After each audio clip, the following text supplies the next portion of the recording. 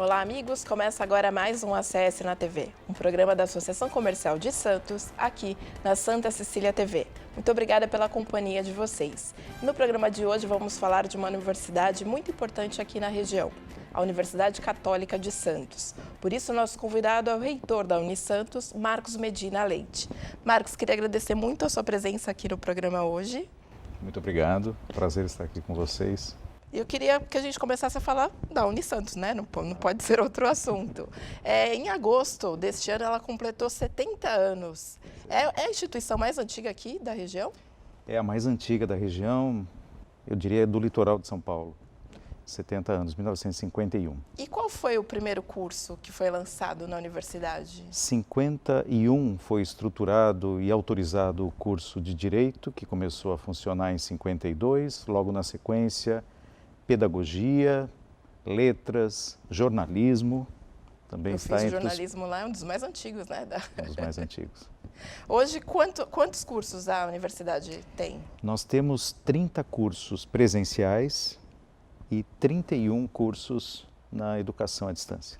Quantos alunos, mais ou menos, englobam hoje? Os presenciais giram em torno de 5.000, 5.500 estudantes.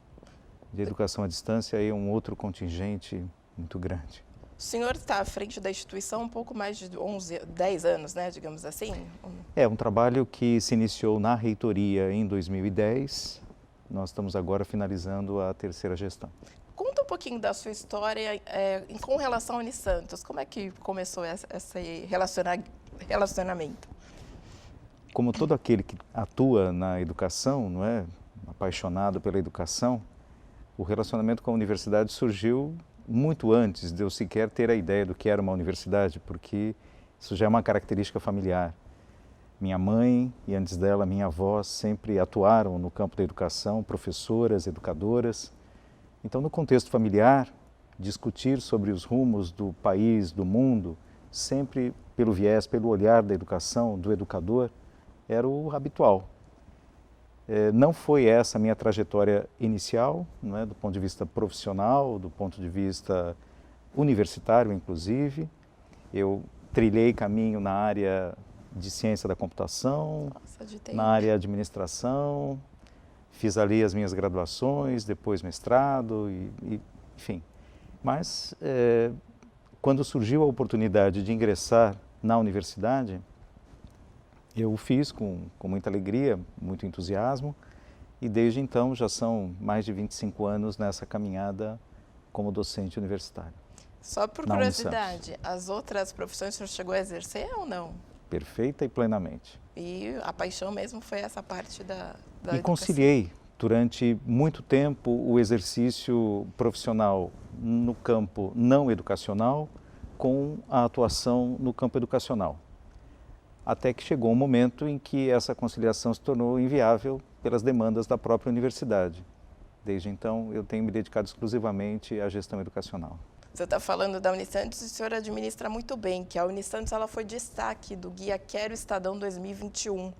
Ela conquistou 106 estrelas e deixou a universidade como a bem mais colocada da região. Para o senhor, como é que é conquistar essa posição à frente de outras universidades do país, né? Olha, é um sentimento que a gente deve refletir com um certo cuidado. Primeiro, porque existe um hábito cada vez mais frequente de ranqueamento. O ranqueamento atende à expectativa de alguns. Notícia, ele é uma dimensão importante, não há dúvida.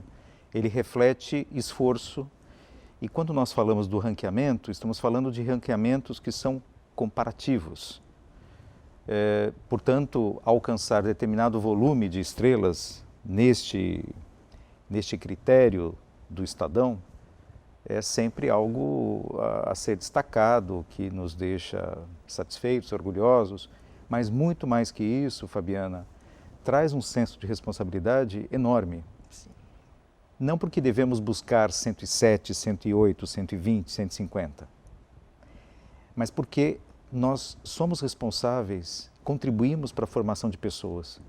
Nós queremos ver um mundo aprimorado, revisto, enfim, que consiga ser espaço de dignidade para todos. Missão educacional, institucional é essa. Então, o senso de responsabilidade que advém de um posicionamento dessa natureza é muito grande. Existe um outro ranqueamento feito pelo próprio Ministério da Educação. E esse ranqueamento também nos dá uma posição de grande destaque. Estamos entre as melhores universidades do país, segundo o Ministério da Educação. Mas tanto o ranking do MEC quanto o ranking do Estadão são ranqueamentos. O fundamental são as pessoas, o fundamental é a educação, o fundamental é o cotidiano, é o dia a dia, num curso de graduação que se propõe a transformar a vida de alguém, né? Gerar oportunidades, possibilidades. E ao transformando a vida daquela pessoa, transformar também a realidade que ainda é muito distante daquela que deveríamos ter. Então, eu resumo esses ranqueamentos, eles são menos importantes pelo ranqueamento, mas eles são mais importantes para que as pessoas percebam que ali há muita responsabilidade envolvida. A gente estava conversando aqui antes de começar o programa e o senhor estava até falando dessa questão que é importante formar o cidadão, né? A universidade se preocupa muito nisso, né? O cidadão como um todo, não é só um profissional que vai para o mercado, não é isso? Isso é missão estatutária. Essa missão, ela nasceu em 1951, essa missão está completando 70 anos. E quando nós ouvimos o Papa Francisco, né, se posicionando quanto aos grandes desafios para enfrentar a realidade, superá-la nos limites que ela tem vivenciado, que a condicionam de algum modo, que limitam a vida. Esses desafios de fazer com que a casa comum seja espaço digno para todos, é nesse contexto que a missão que nós temos desde 1951 se insere, né? Somos uma instituição confessional. Então, o nosso olhar de transformação é sempre o olhar de transformação para ampliar o espaço de dignidade das pessoas, para que elas possam ser plenamente pessoas, né? Vocacionadas para ser muito mais do que o que muitas vezes nós observamos que a sociedade condiciona ou que infelizmente reduz de possibilidades.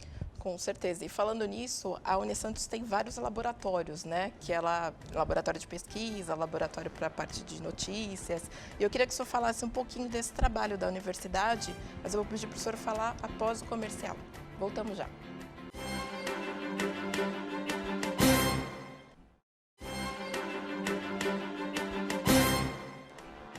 Estamos de volta ao segundo bloco do ACS na TV. Nosso convidado de hoje é o reitor da Unisantos, Marcos Medina Leite. Seu Marcos, eu estava falando no último bloco a questão da pesquisa, né, que a Unisantos trabalha, desenvolve. Eu queria que o senhor falasse um pouquinho desse trabalho da Unisantos.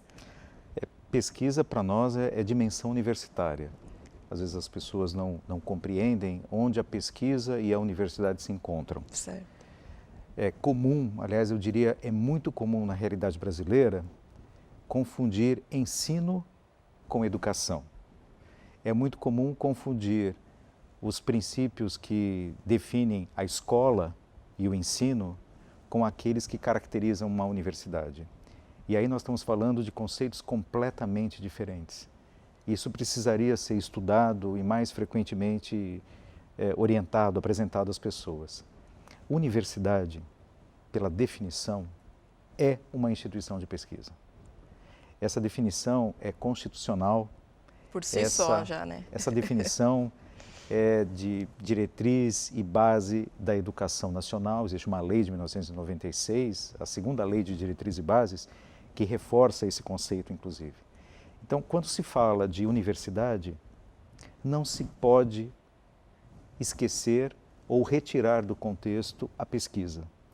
Sem pesquisa, não existe universidade. Portanto, uma instituição de grau superior, assim dita de educação superior, é ou deve ser voltada à pesquisa predominantemente. E ali se associam duas outras dimensões da pesquisa: o ensino, que é o que se vê classicamente, e a extensão universitária, que é um conceito em amplo e franco desenvolvimento e do qual a sociedade tem pouca perspectiva, pouca identidade. Nós vamos depois, se você achar interessante, a gente pode explorar um pouco essa ideia. Então, se uma universidade é pesquisa, todo estudante universitário é pesquisador em potencial. Certo. E é nisso que nós acreditamos. Então, para que se tenha uma ideia, para cada sala de aula, na universidade existe um laboratório, em número. Então, o número de laboratórios e o número de sala de aula, né, na Unisantos hoje se equivalem. Certo. Nós entendemos que o estudante não deve seguir um modelo que já é oriundo de séculos atrás, de uma universidade restrita ou resumida a uma sala de aula clássica. Isso não existe mais. E foi interessante para que todos pudessem experimentar na pandemia o que é romper aquela dinâmica clássica da sala de aula. Então, a pesquisa é inerente. Certo. Todo estudante universitário deve ser pesquisador. E para isso é necessário ter grupo de pesquisa, ter laboratório, ter pesquisadores fixados em carreira, ter verba para pesquisa. É um mundo completamente diverso do conceito que, em geral, as pessoas no dia a dia têm sobre o que seja ensino superior. E volto a dizer equivocadamente, educação superior. Certo. O senhor até deu uma aula aqui para a gente, né? Que as De jeito pessoas nenhum, realmente... isso Não, ótimo. Né? Por favor, a ideia é apenas de situar quão importante é essa dimensão. Né? Com certeza. Fundamental. Se nós queremos um país que tenha capacidade de concorrer no mercado internacional, numa visão de padrão mais mercantil, um país que tenha condição de oferecer diferencial competitivo para as suas empresas, para as suas organizações, ou, olhando por um prisma social, um país que seja capaz de equacionar os grandes dilemas nacionais e entender que o desenvolvimento não pode se dar sem que as pessoas alcancem a condição de vida digna e, portanto, as tecnologias sociais têm que ser aprimoradas. Se nós pretendemos ser mais produtivos nos nossos processos em todas as dimensões, e isso requer inovação, nenhum desses conceitos pode ser atingido sem pesquisa. Com certeza. Então, a pesquisa é inerente à missão de uma universidade. E, portanto, o ensino universitário não é mais cabível neste conceito, é educação universitária. E é isso que nos cabe a cada vez mais, né, propagar, intensificar. Nós temos que valorizar essas dimensões na formação de todos os nossos jovens. Isso é fundamental. O senhor estava falando da questão da inovação, né? A pandemia, ela acelerou muitas coisas. Como a Unisantos viu a questão da pandemia? O que vocês tiram de lição? O que o senhor pode falar assim, olha, isso aqui a gente poderia ter pensado antes e não implantou, não fez, e a pandemia, nossa, deu muito certo e a gente vai continuar seguindo essa linha. Tem algum projeto, alguma... A pandemia nos mostrou que nós precisamos aprender a conviver e a dialogar com meios diferentes. E olhando para as gerações mais recentes, se observa que os nato-digitais têm uma capacidade de interação e de convívio nos ambientes virtuais que, para os docentes de gerações anteriores, se caracteriza como um grande desafio. Numa dinâmica educacional, você tem um permanente conflito e confronto geracional, o que é importante, desafiador, estimulante, mas é um fator de estresse permanente. Sim. O estresse representa, do ponto de vista evolutivo, quase que uma necessidade. Não haveria evolução humana se nós não vivêssemos um grau controlado ou aceitável de estresse, né? Porque ele nos coloca diante do desafio, daquilo que não é completamente dominado, conhecido. Então, exige que nós respondamos com criatividade, inovação, imaginação. Então, esse nível de estresse é interessante. A sala de aula, os ambientes de pesquisa, o espaço extensionista, qualquer espaço universitário, ele oferece um toque, não é, entre gerações diferentes. Então, na pandemia, isso se evidenciou bastante, porque nós tivemos um contexto tecnológico necessário, extremamente necessário, e os docentes não tão qualificados, por assim dizer, para conviver neste ambiente virtual quanto aqueles das gerações nato-digitais. Os docentes sabem lidar com tecnologia. Os docentes se valem da tecnologia para o desenvolvimento dos conteúdos. Mas nós estamos falando do conforto no ambiente digital. Sim. Então, o aprendizado, eu diria, para todos os docentes do país, em todas as instituições brasileiras, e eu acredito que isso possa ser extrapolado internacionalmente, foi a vivência de um conflito diferente geracional. Nós temos que, como sociedade, dialogar e dialogar melhor em ambientes virtuais. E ainda não alcançamos esse patamar de desenvolvimento, né? A nossa lida habitual, dia a dia, mostra como a nossa sociedade faz um uso muito equivocado das redes sociais, Sim. das mídias digitais. Nós ainda precisamos evoluir e evoluir muito quanto a isso. Acho que todas as universidades se tornaram mais sensíveis a essa questão e esse tema passa a orbitar também os aspectos de pesquisa e a dinâmica educacional, mais frontalmente. O senhor até estava falando da questão dos alunos, né? Que os alunos são mais novos, eles tiveram essa mais facilidade, digamos assim, para lidar com essas mudanças, né? O senhor está sentindo para o ano que vem, alguns cursos, os alunos estão pedindo para ele ser híbrido, para mudar, para a grade não ser o que era antes ou não? Como é que está essa questão? Nós temos muitos perfis de estudantes. Nós acreditamos no encontro entre as pessoas. Então, por definição, convivência humana não pode prescindir da interação pessoal. É claro que o desenvolvimento tecnológico nos oferece possibilidades para ampliar os contatos e isso deve estar integrado no nosso processo de desenvolvimento e, portanto, no nosso processo educacional. Em todos os cursos na Universidade Católica de Santos, todos os cursos, a tecnologia é empregada. E não existe mais o conceito de um curso presencial integralmente. Esse conceito já se perdeu antes da pandemia.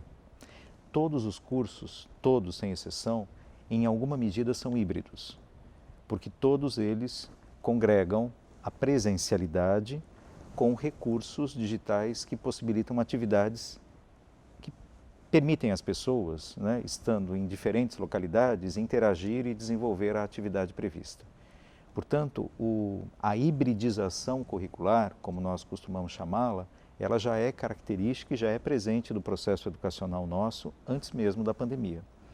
O que nós agora sentimos é que a experiência desse período, nós não paramos um dia sequer, desde que a pandemia foi decretada. Nós mudamos de uma dinâmica presencial, na sua maior parte do tempo, para uma dinâmica mediada digitalmente, síncrona, durante todo o tempo em que fomos obrigados pela pandemia a nos manter à distância, sem nenhuma interrupção. Então isso nos torna mais qualificados, ainda mais qualificados na lida com a tecnologia em prol da educação. Eu acho que esse é um grande aprendizado, isso está estruturado. A tendência é que haja um equilíbrio num patamar mais elevado da presença do conteúdo da educação à distância nos cursos presenciais. Essa tendência é mundial, ela já é regrada no Brasil há bastante tempo e presente nos cursos de graduação. Não existe um curso de graduação apenas presencial.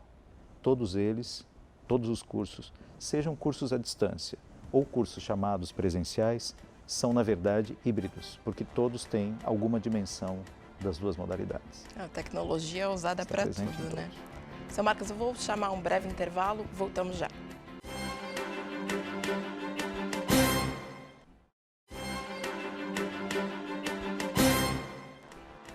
Estamos de volta ao terceiro e último bloco do ACS na TV. Nosso convidado de hoje é o reitor da Unisantos, Marcos Medina Leite. Seu Marcos, eu vou ter que entrar num assunto que está todo mundo falando no momento, que é a transferência dos cursos de Direito e Arquitetura da Conselheiro Nebias, né? Vai continuar na mesma avenida, sim, mas vai para o campus novo. Queria que o senhor falasse um pouquinho por que agora esses cursos vão ser transferidos, o que causou essa mudança? Essa mudança é parte de um programa que já vem se estabelecendo desde 1999. Se nós fizermos uma retrospectiva histórica, nós partimos de uma estrutura institucional que congregava muitos prédios dispersos na cidade num modelo de faculdades isoladas. O modelo de faculdade isolada ele já não atende aos grandes desafios da formação universitária e, eu diria, da formação geral, porque nós precisamos de ambientes que congreguem olhares diversos. Nós precisamos de pesquisas que não cabem no espaço disciplinar. A pesquisa e eu dizia no bloco anterior, a pesquisa é um esteio do processo universitário. E ela é transdisciplinar por natureza. Ela requer olhares múltiplos. Nós precisamos estar próximos.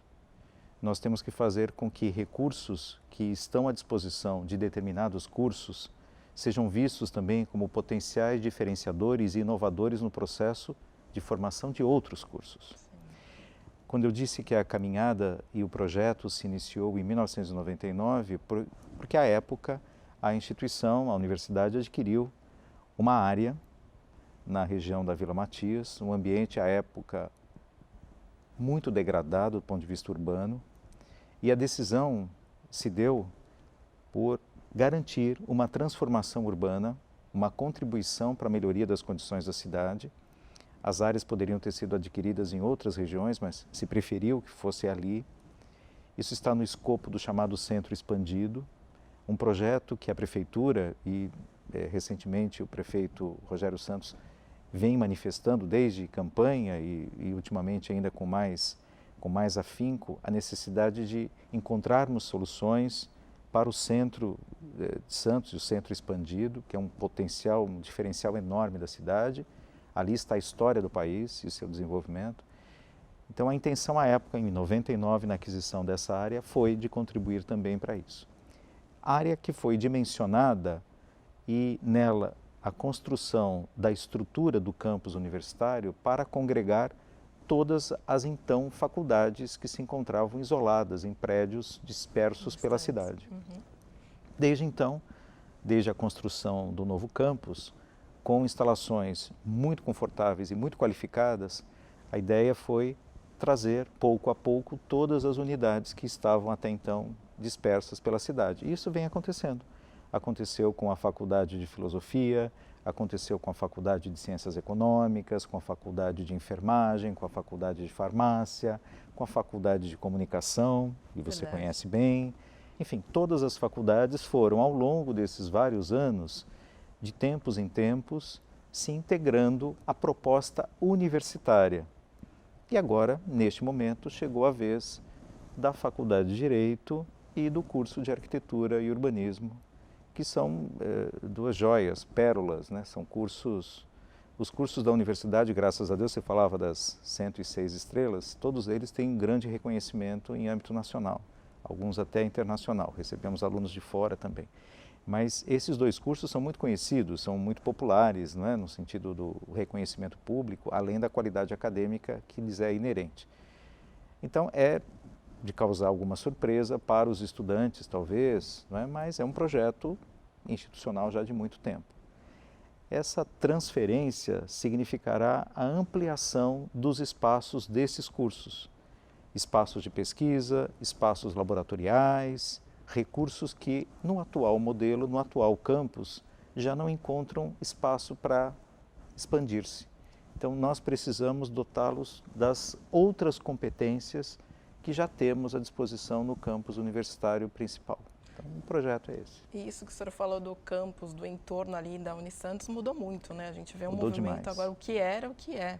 Inclusive, o senhor até participa do Conselho de Desenvolvimento Econômico de Santos, na área de educação.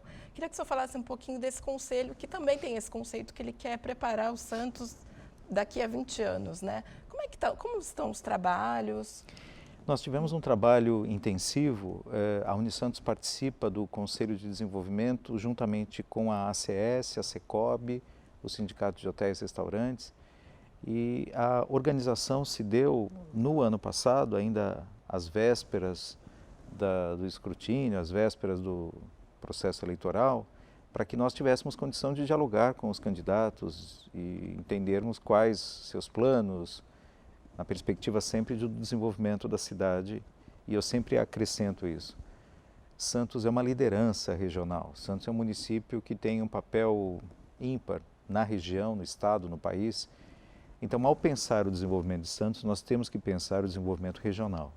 Ele está intimamente vinculado, não é possível dissociá-los. Então, a conversa em 2020, né, foi de constituir uma base que oferecesse espaço para o diálogo propositivo com a gestão pública, com o poder público instituído, em tempo de sensibilizar as propostas nas campanhas daqueles que se apresentavam então para a Prefeitura de Santos. O atual prefeito esteve conosco antecipadamente, comprometeu-se com muitas das metas desenvolvidas em torno ali do Condesan. A representação do Condesan é diversa, muitos segmentos, segmento empresarial, a ACS presente em todos os grupos de trabalho, mas com muita, eu diria, muita bondade na dinâmica e na metodologia empregada, assegurou a presença de todos os segmentos nessas representações e nesses agrupamentos. Isso propiciou um trabalho muito rico de ideias que foi entregue ao prefeito, que foi entregue a todos os que pleiteavam a cadeira de prefeito municipal e, em particular, reforçado após a eleição. O prefeito Rogério Santos nos recebeu, reforçou seu compromisso em relação ao Conselho de Desenvolvimento de Santos e houve um cuidado para a discussão dos planos também na esfera do Legislativo. Então, quando os planos municipais iniciaram seus debates no início da gestão, lá estava também a ACS representando o conjunto do Condesan, garantindo que todo aquele esforço de trabalho fosse considerado nos planos municipais. Eu sou um entusiasta dessa ideia, eu considero que todos na cidade, todos os cidadãos santistas, todos aqueles que habitam a nossa região, a nossa cidade, devem comprometer-se com a busca, né, do espaço de desenvolvimento. Nós estamos falando de empregabilidade, nós estamos falando de desenvolvimento econômico, desenvolvimento social, multifacetado, com esteio ético, na busca de caminhos para que todos tenham uma melhor condição de vida. Nós temos que projetar o desafio não de hoje, que já são muitos os desafios de hoje, mas nós temos que olhar mais para frente. Com 20, certeza, 30 né? A anos. ideia é quando a gente chegar daqui a 20 anos, olhar para trás e falar, nossa, aquele projeto que eu participei, que eu iniciei, está colhendo frutos, né? São Marcos, infelizmente o nosso tempo acabou. Eu queria agradecer muito a sua presença aqui no programa e dizer que a SES, já sabe, está sempre de portas abertas para Uni Santos, para o que vocês precisarem, tá bom? Muito obrigado, Fabiana. O ACS na TV fica por aqui e até a próxima.